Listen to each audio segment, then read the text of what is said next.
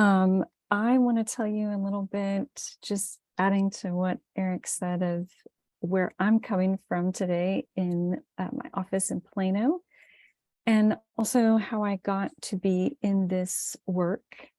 I had an amazing supervisor many years ago and was struggling with, I'm working with people with long-term depression or addiction, different things, and something keeps getting in the way of moving forward. And I didn't know what to call it. And she said, hey, there's this book by Brene Brown called The Gifts of Imperfection.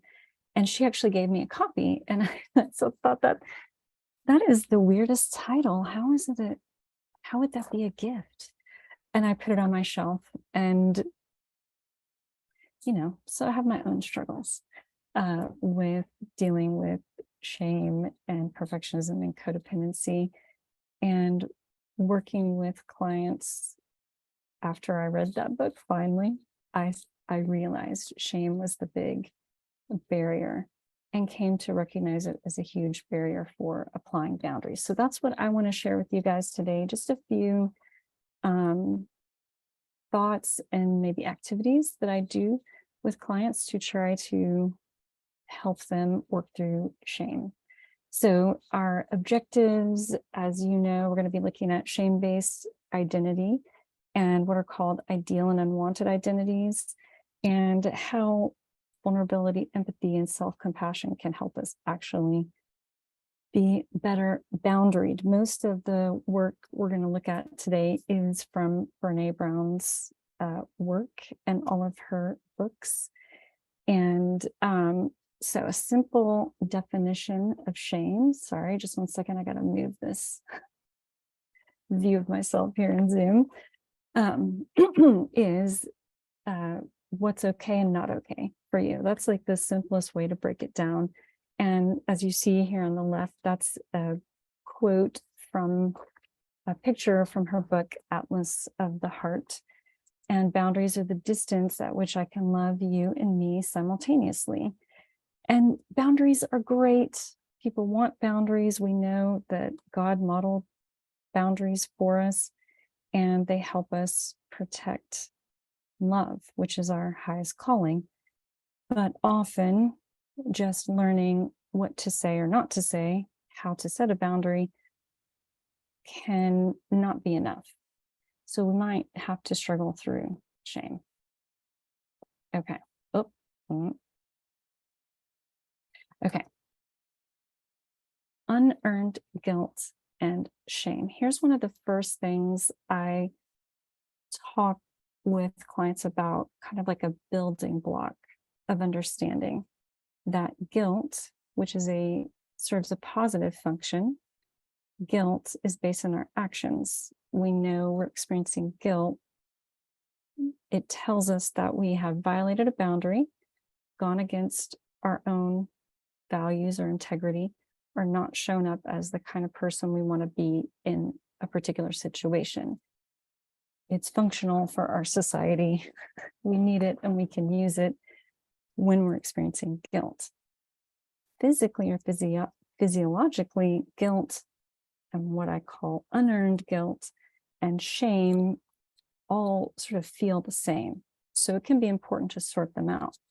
Unearned guilt is a term that I've just used to apply to guilt that's actually based on other people's expectations or perceptions, that we haven't met an expectation given to us by someone else, or maybe by ourselves. And there's a threat that we're going to displease, disappoint, or someone is going to disapprove of us. Whereas shame is based in the threat of disconnection. And it'll be something inherent in me or about myself that will be the cause of that. Or in the case of trauma, that something about myself is to blame for a state of disgust or distress. So when Brene Brown started her research over 30 years ago on shame, she had one really significant question. She wanted to know, how do some people move through shame effectively, yet other people get stuck in it. And from that research, she developed this definition of shame: the fear of disconnection, that the disconnection will be due to something inherent in me, and that it's an intensely painful feeling of it or experience of believing that I'm flawed and therefore unworthy of love and belonging. Because it turned out in her research that main distinction of those two groups was that belief of worthiness. So without that belief of worthiness, our momentary experiences of shame can become much more permanent, habitual, and even become how we see ourselves. So back to how shame relates to boundaries. We can become distorted in the way we see ourselves more according to our roles in life, right? Like, I'm in a role with you right now. I'm doing webinar, this is the first one I've ever done. So I do beg your indulgence for the little glitches here and there. I'm really excited to do it, and it's new. But if I sat down tonight at dinner with my 2 adult children and started to go through a PowerPoint, they would think that's a bit odd. So, I'm in a particular role right now with you as a therapist, as someone teaching you. And tonight when I have dinner, I'll be in a different role with them. But we can get too rigid about our roles in life, or we can get bought into the idea that our role is actually defining us. And that can lead us to get caught up in these, what Brene Brown calls ideal and unwanted identities. So we think about a particular role that we're in, or a role that's important to us, and then we start to construct ways that we believe we should be perceived by others in order to avoid shame. So it still goes back to shame. So an example might be that as a therapist or presenter, if I'm telling myself, oh, I have to be perceived as knowing all the right answers all the time, that is going to be part of the ideal identity. And again, it's not something that you're just simply striving for, or like, oh, I want to be the best that I can be or do the best that I can do. It's more than that. It's, I have to do this. I have to prove to other people in order to avoid feeling judgment, blame, or shame. And then the opposite of that is what she calls our unwanted identities. And these are certain ways that we've decided I can never be perceived this way. And if I am, then I might be rejected or abandoned. I'm going to be open to shame by others. And any evidence of this has to be avoided at all costs. So I wanted to take a minute and just see, let me see if I can look, can I look at the chat while I'm talking to you? Is this a thing? Okay, I got it. Here we go. Scrolling down. I wanted to see if you're, as you're comfortable doing, just kind of thinking about it for a minute, if you can think of for yourself with your own, because I noticed as we were coming in today that there's a lot of therapists, a lot of other helpers with us today. Do you have particular thoughts about an ideal or unwanted identity for you in that role? And if you could just put in the chat, if we just think about the ideal for a minute, one word that would describe that. Like, and again, it's not just like you're who I want to be and I'm trying to aspire to. It's like greater than that. Like when I get invested, like I have to be or be perceived this way. Compassionate. I see that one. Anybody else want to jump in there? Collaborative, accepting, authentic, helpful. knowledgeable, loving. Oh, hi, Fred. I see Fred in the chat. Trustworthy. Yes. And think too about if we take some of those qualities to an extreme, right? Oh, that's great. Thank you, Sherry, saying always empathetic, right?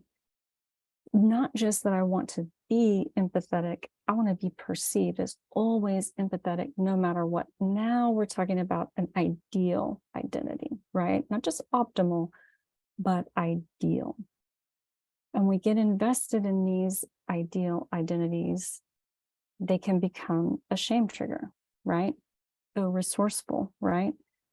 And again, there's a level of degree, like nothing wrong with being resourceful, but if I'm telling myself I must be resourceful, like superhero level, can you see already where this is going in terms of boundaries, in terms of how hard it would be to have boundaries if we become invested in things that are not really realistic? And some of the things you guys have put are great, empathetic, professional, whatever, but like think a little beyond, and maybe looking at this other side, unwanted, might be a little easier to consider. And again, not just like, oh, I would never want to be perceived as, uncaring. Oh, good, perfect. Yes, Regina Walker. Yeah, that's right. There's a sense of a higher than actually is something I'm able to do when we're talking about these ideal identities. And sometimes with clients, by the way, I've had them do like a collage. Magazines give you lots of good words and pictures for this, but let's try to hone in on what is that image that we fight to get other people to perceive us as, that may or may not be in reality. Thank you for starting our unwanted side. Yes, selfish. What are some of those unwanted identities? Like, I could never be that. It would be awful. It would be terrible. It'd be the worst thing in the world. Go to that extreme and just give us one word. Cold-hearted. Oh, yeah. Hateful, fake. Oh, yeah. That's a good one. Lazy. Yep. Inconsiderate. Yeah. So yeah, it was a little easier on this side to go with the more extreme, right? Authoritarian, incompetent. Yeah. And as you look at that and you see that in the chat, hopefully you can recognize, as I do, it's very likely that any of you actually are those things, right? But that is the deceptiveness of these ideal and unwanted identities. And maybe from time to time, we act in some of these ways, but seeing it as something I fear being perceived as is part of what drives the shame. So let me see if I can, okay, there we go. So when we're looking at these ideal and unwanted identities and how they increase shame, they dehumanize you, right? You get caught up in perception management, right? Again, can you start to see how this drifts towards boundaries? If, as someone put, I would never want to be perceived as stupid, maybe it would make it hard to admit to a client that you made a mistake or you got something wrong. That's happened to me before, for sure. And then all the things we do to try to protect against that, right? These then actually can serve as our shame triggers and drive us to prove, perfect, and perform rather than being authentic. So when we're talking about authenticity with Brene Brown's work, one of the biggest gifts I think she's given us is more ownership of authenticity. But the word has become so in our vernacular, it's taken hold. And sometimes I've experienced with clients, they're like, oh, authenticity is just saying everything you think and feel. Authenticity is just like, I can, have license to not regard other people in a caring way. So I like to make the distinction that authenticity is who I am when I'm free from feeling the pressure of pleasing, perfecting, or proving myself. But I have to know who I am in order to be able to do that, right? So one way that conceptualization I use in working with clients about authenticity and about, again, this is leading to healthy boundaries, is having their own sense of self. Our boundaries protect and promote our healthy self and allow us to be authentic. So inside the circle here, I have, this is just over how many ever years that I've been in the field, almost 30. I think of our thoughts, feelings, wants, needs, values, and our self-worthiness in that particular order. It's kind of like a ranking system, in that if our self-worthiness has the deepest weight, and we know we're knit together in our mother's womb, we know we are a reflection of God's image. So our self-worth, in our Christian tradition, we believe it to be inherent, and we believe it to be God-given. And so that, to me, would be the deepest, most significant part of ourself. And then less weighty, but still important, are our values, right? The things that we value and aspire to. And then sort of working our way up little days. They're significant. If I don't eat today, I'm going to know, because I need to eat my needs, right? But those are less weighty than my wants. And those have less weight than my feelings. My feelings can change depending on whether I've had anything to eat or how well I slept the night before, right? And then my thoughts are very, for all of us, very amenable to change. So if I think of all of those as making up myself, that's what my boundaries are protecting. That's what my boundaries are allowing me to express to other people. But outside of that circle is actually what I call the ego, which is based on other people's perceptions, right? So back to those ideal and unwanted identities, when we're invested in those, we're really living by our ego. We're living by the perceptions of others rather than being authentic with ourselves and to ourselves. And our boundaries are what helps protect that. So Brene has this quote: what's the greater risk, letting go of what people think, or letting go of how I feel, what I believe, and who I am? So we're going to see if playing this video works. And I guess Eric will let me know. Sound good? No, we don't have any sound, but why No don't sound? Okay. I switch over and I could Okay. do mine here. 1 second. Sure.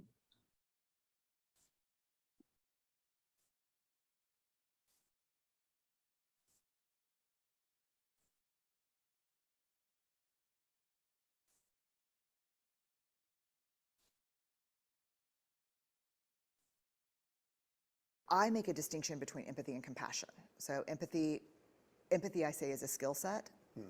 It can be taught, learned, observable, I was just trying to think measurable. about that. What's the difference? It's really, I think, a skill set, or it's a collection of skill sets. Compassion, I think, is more of a belief system that we have to commit to about how we're going to treat ourselves and other people. And so it was really funny, I had this like mound o data. I called it the compassion smackdown. Like, I was like, these incredibly compassionate people, like so compassionate that they bugged me a little bit. You know what I mean? Like, yeah, they bugged me. They did. they didn't even have any fun, judgy stuff that, you know, we all like in ourselves and other people, except when it's aimed at us, of course. But so I was like, what do they have in common? I assumed that what compassionate people shared in common was faith or spirituality. And You know what they share in common? what is it? Boundaries. Boundaries. Boundaries. What do you mean by boundaries? That's what I asked.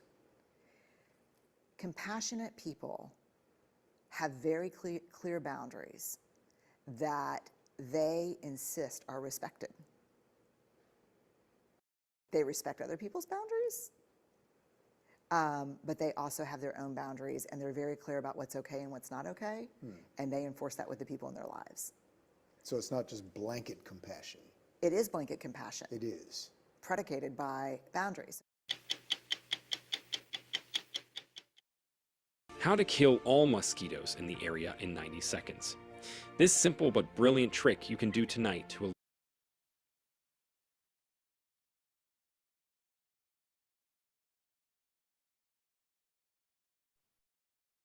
Okay, I'll turn it back over to you.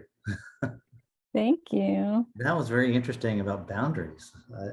I wouldn't have thought. Yeah. Right? That's what she said too. That was a very surprising finding in her research, that the most compassionate people, and again, she said like monks, clergy, like specifically that group of people, that when she operationalized compassion, showed the highest evidence for those behaviors consistently. What did they have in common? It was boundaries. And I love this quote from Atlas of the Heart, that their boundaries are actually a prerequisite for our compassion and empathy, because they help us know where we end and another begins. And so how do we link compassion and boundaries? When we have compassion for others in our life, because, you know, when we're talking about boundaries, we're usually talking about how I'm interacting with people around me, accepting our own separateness, that someone can think and feel. We kind of go through those levels of that circle again. People can have they can have a thought and I can have a different thought, and we can still be connected. We can still be in relationship, but we can be different. And their thought, feeling, wants, needs, etc., don't define me or reflect on me. In the work I do with victims of narcissistic abuse, this is one of the biggest points of healing that we have to work on, is in that relationship with a narcissist, particularly if it's been a narcissistic parent, that sense of needing to please and perfect and perform in order to make your parent feel okay has been deeply ingrained for them. So again, we're looking at, if that's the experience someone's been through, then just sort of saying, well, okay, here's a handout. This is a handout I gave once. I feel so bad about this.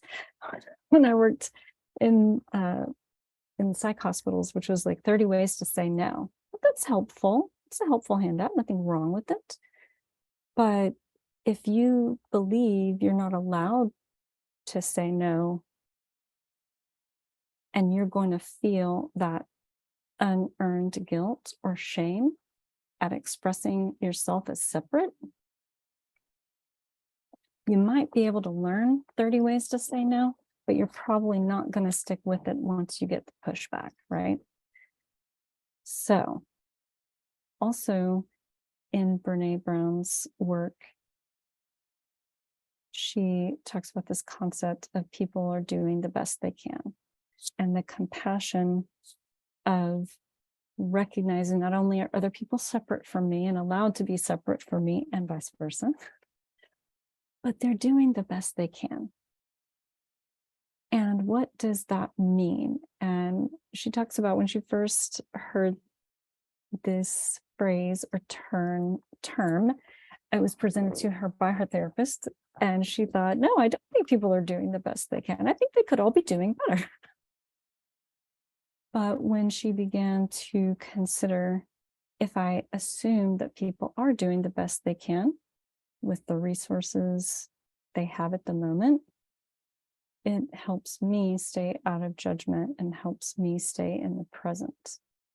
Because oftentimes we may have a hard time struggling with boundaries because we're wanting something more from other people or from ourselves. We'll get to that in a second. But accepting and having a relationship with who people are rather than what we need them to be can be a really key movement of compassion that helps us stay with boundaries. Yes, like DBT, you're doing the best you can, and you can keep striving, you can keep growing. Thank you for that comment in the chat, Christina. So let me see, there we go. So also holding compassion for ourselves, right? Being able to accept that we have strengths and weaknesses.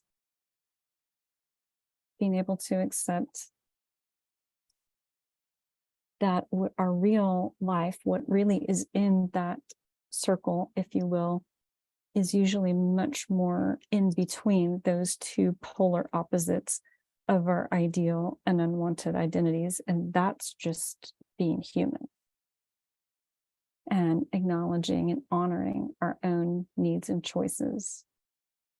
And I feel really strongly about that last point, protecting my own self-worth. Whoops, didn't mean to do that. Can I go back? There, is also important because it's a reflection of the image of God. And again, when we've had traumatic relationships, often that view of ourself as deserving worthiness is very hampered. But it takes courage to set boundaries, to show that appreciation for ourselves, not selfishness, but just an honor for our self-worth. And some people might be disappointed. So we have to believe we are enough in order to say enough. That is a quote from Daring Greatly. And believing that you're enough is what gives you the courage to be authentic. So I have an exercise that I do that I'd like to kind of talk through and use our chat, see what you guys think. And again, it's about boundaries, but the starting point is asking, what is a place or relationship or situation in my life where I need to say enough? So anything could describe that. Maybe it's I'm feeling strained, drained, exhausted. This is damaging, it's debilitating, it's overwhelming, frustrating. Somewhere I'm recognizing something is not well for me.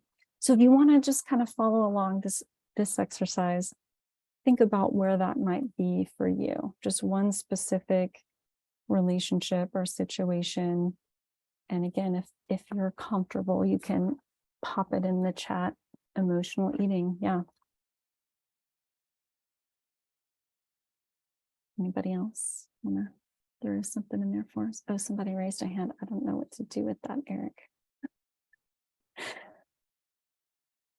I apologize. Again, I beg your indulgence at my first webinar, but hopefully Eric can help with the raised hand situation. Oh, so they're saying, so I'm just saying, if you think about someplace in your life where you're feeling strained, drained, exhausted, you see the list there. And if you're willing to put in the chat, like, where is that place for you? A place or situation or relationship? Too many jobs. Yeah, okay. So work, commitments, going through divorce, their adult children are neglecting your own feelings. Yeah, great. Spreading myself thin. Okay, so y'all got some examples there. So when you look at that place in your life, what feelings or needs have you been ignoring or neglecting in order to stay in that place? Addiction to Netflix, that's a good one.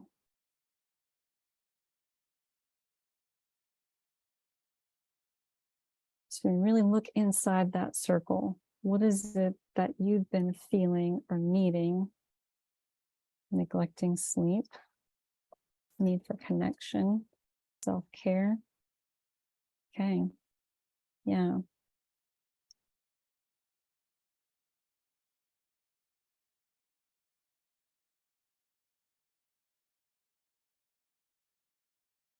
You need more physical exercise, me time. Okay. So then this is the questions get a little harder, but it'll be okay. We're working through it together. Because there is a hopeful ending. If you were to take responsibility for honoring and caring for those needs right now, what might you be required to do? And what might you be required to stop doing? This is kind of a question of honesty. It's a bit of an inventory question. Okay, if I've identified the needs I'm neglecting, what would it cost me? What would I need to do in order to care for those needs?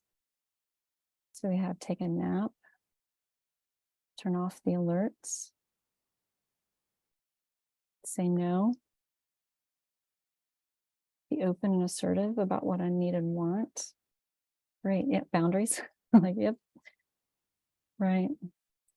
But and with that, when you're saying set boundaries, try to really think about what is the care that's needed, right? So if it's actually going for a walk, or as try to make it concrete as far as what you might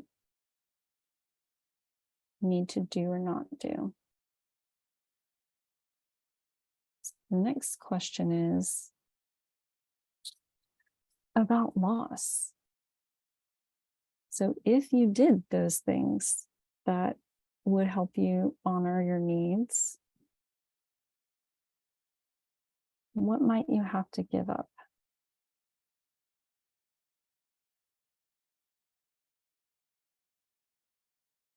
So if I really honored and took care of those needs and I took those actions, what might I lose? I might disappoint some people. Yeah. Giving up making other people feel okay. Well, I might give up some alone time. That's challenging. Giving up my ego, giving up how other people are perceiving me. And this other question loops back into other people are doing the best they can. If you had it on the highest authority, that others involved, some of you've mentioned some personal self boundaries, but if other people were involved, that they were doing the absolute best they could, what expectations would you need to release, or what losses would you need to grieve?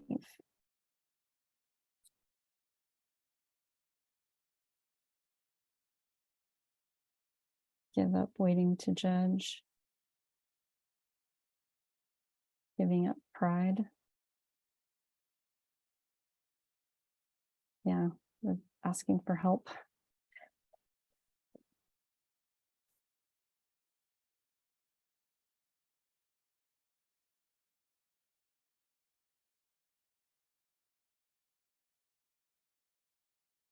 Well, giving up my idea of how someone else should be demonstrating love and concern. And Pamela says, I just went through this in prayer this morning regarding my adult children, not expecting them to care for me the way I care for them. Yeah. And that can be grief, right? And if we circle back, if you don't mind, Pamela, just take that to circle back to our ideal and unwanted identities. If we've told ourselves as a parent that my ideal, and I'm saying air quotes because we don't mean like our best self, we mean like this unrealistic expectation that's meant to protect us from shame as a parent, is that my children are going to be model examples of care and love. And that's what we've said would mean that we're being that ideal parent. You see how it would make it hard to accept, okay, they're not able to care and love for me in the same way. So fits together in that way. Not expecting others to think or feel the way I think and feel. Yeah. Yeah. Thank you. Pamela says, yes, indeed. That's it. Yeah. So surveying the loss and kind of spending some time either grieving or adjusting, that enables us to move on to the hopeful part. I did say there's a hopeful part. What new things might we have room for in my life as a result of turning towards and honoring our own needs? Someone says, grieve the loss of how important I am in their life. Yeah. Or how important I want to feel in their life. And then what feelings might you have more room to welcome as a result of letting go of the frustration, resentment, and anger that comes when other people aren't, doing what we expect. Oh, peace. Yeah.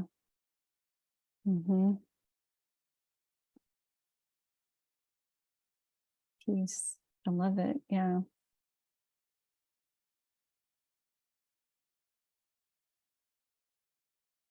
Joy and satisfaction over their success and independence. Someone said self-love. Yeah.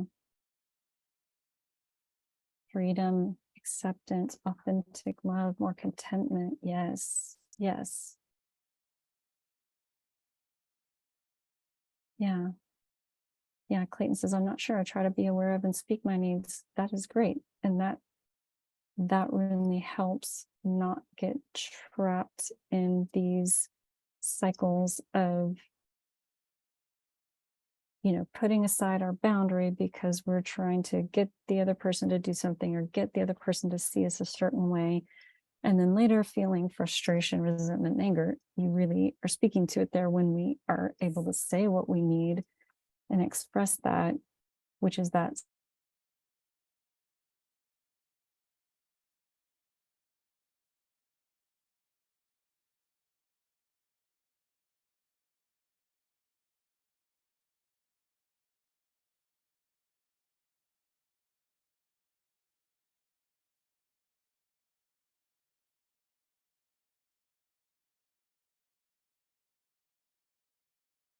with the exercise. And how would compassion enable you to say enough more often? Compassion towards yourself, as well as that compassion towards others. If you have any thoughts about that, you can put them in the chat. And then we have time for Q&A from there. Oh, wait, actually, I did have one more thing. Sorry. Should we do it before or after the Q&A? I'll tell you what, I'm going to read this. It is a blessing for slowing down. I'm going to read this over you. And then if you want to put any reflection comments or questions in the chat, and then we'll have time to do that, I think. Okay. This is from Good Enough, 40-ish Devotions for a Life of Imperfection by Kate Bowler and Jessica Ritchie, and it's called A Blessing for Slowing Down. Blessed are we who thought we were self-made by the doing, by the accolades, by the accomplishments, and by the gold stars. We measured our worth by how tired we were every morning, how many special events we missed because of work, by how many times we answered, "How are you?" with "busy." We thought, this is the good life. But then we grew tired and lonely. We felt the strain on our relationships and on our spiritual lives, and we became a bit miserable to be around. So blessed are we who stop. Okay, maybe not stop entirely. Who are we kidding? But slow down. We may discover rest and new life and renewal when we step off the treadmill, or at least turn it down. We who remember that the world keeps spinning around us, and thank God for that. We who remember that we are loved, loved, loved, not for what we do, but for who we are.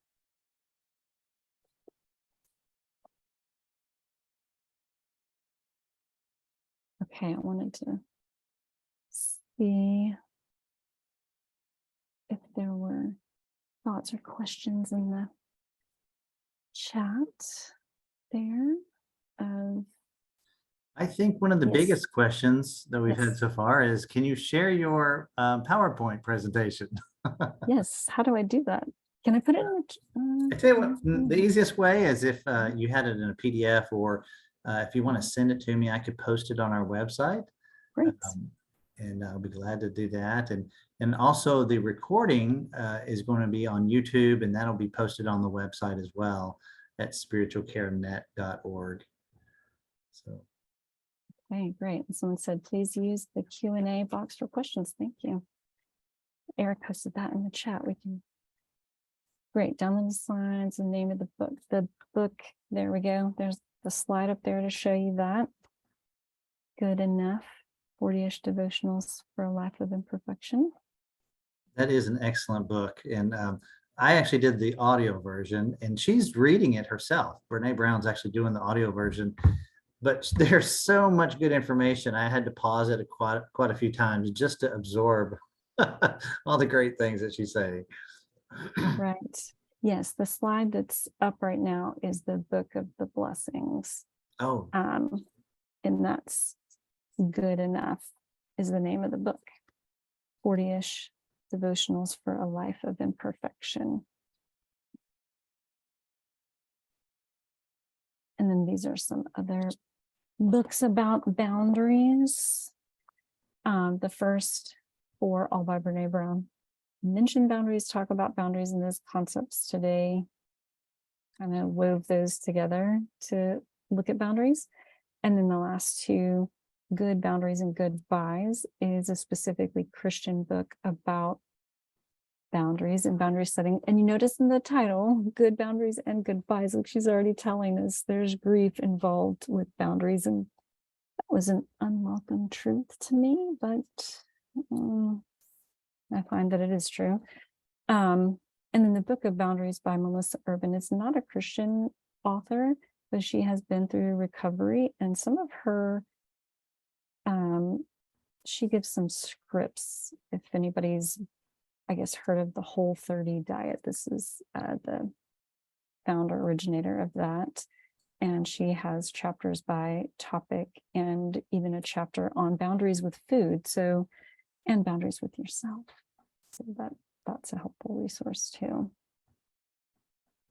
So any other questions or thoughts or?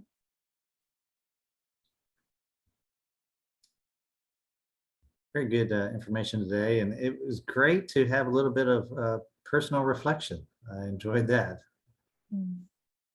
Yeah, good.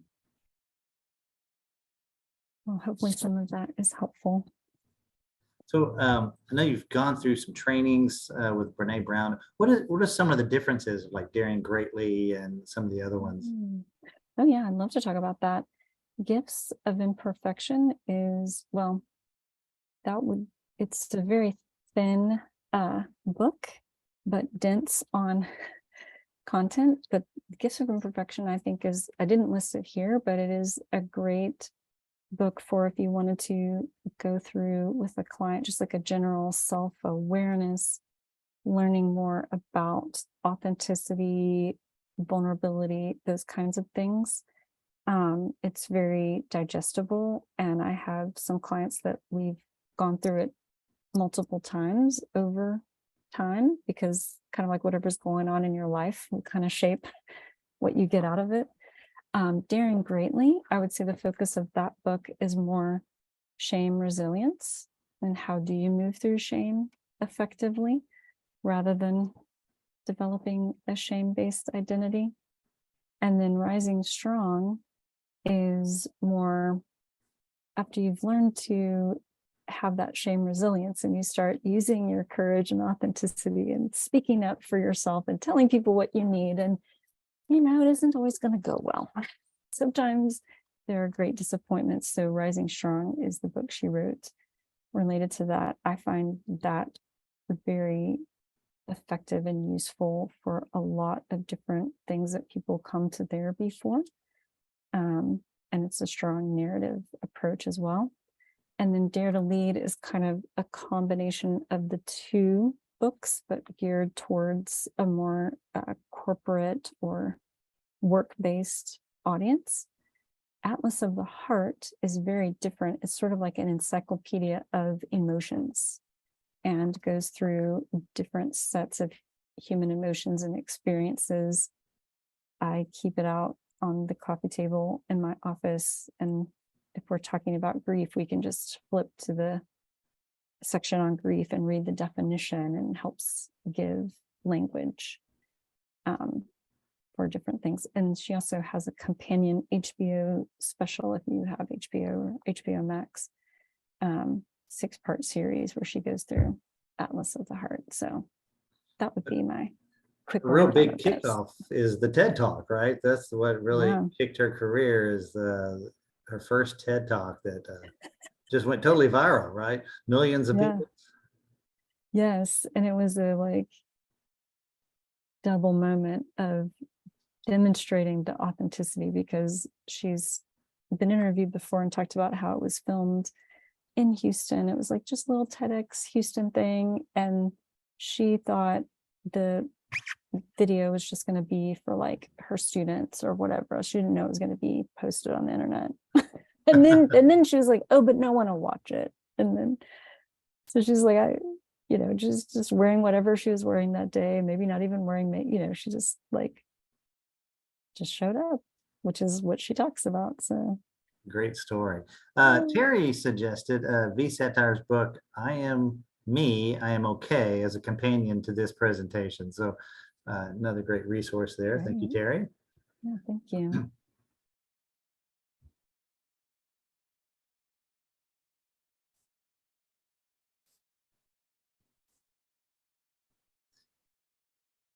Well, we had a lot of good comments about how much they enjoyed the content today and your presentation, and I think a lot of people got some good information out of it. Thank you for everybody for joining. You will get a link and a follow-up email tomorrow on how to do your evaluation and print off your certificate of completion. Do you have any last words, Stephanie, about your program? I just want to say thank you to everyone for showing up today and participating and sharing the time with me. And I'm really grateful. Awesome. Once again, you can find this recording and the next presentation that will be posted soon on our website at spiritualcarenet.org. Hold on one second and I will post the link you could use for the evaluation. There we go. Well, great. Well, Stephanie, it was great seeing you today. Great that we had a good participation for your webinar. We appreciate your expertise and your knowledge about the Brene Brown lessons, and this is just really a great presentation today. So join us next month for the Spiritual Care Network monthly webinar series. Thanks for joining, and have a great Memorial Day weekend. Thank you, Eric.